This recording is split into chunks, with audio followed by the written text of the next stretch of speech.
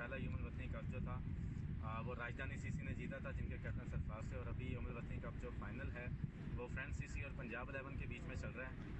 और तमाम टीमों का बहुत बहुत शुक्रिया जिन्होंने पार्टिसिपेट किया। बहुत अच्छा क्राउड था और बड़ा अच्छा डिसिप्लिन रहा टीमों का। और अल्फाज सीसी ने डिसिप्लिन टीम की जो है वो एक ट्रॉफ़ी जीती है। और मैं यहाँ पे बहुत शुक्रिया अदा करना चाहता हूँ तकबीर न्यूज़ का, तकबीर स्पोर्ट्स न्यूज़ का, और उनके जो CEO हैं मनीष साहब, उनका बहुत शुक्रिया अदा करना चाहता हूँ। हमेशा क्रिकेट को यहाँ पर मेरे ख्याल में जितना कवरेज तकबीर स्पोर्ट्स दे रही है, आई थिंक कोई और नहीं दे रहा। और ये हम तमाम खारजियों के लिए एक बहुत अच्छी बात है और एक अच्छा प्लेटफॉर्म है तमाम प्लेयर्स के लिए भी, कि तकबीर स्पोर्ट्स जो है वो उनको बड़ा इनकरेज करता है, उनको मोटिवेट करता है। So thank you so much Takbeer news, thank you so much.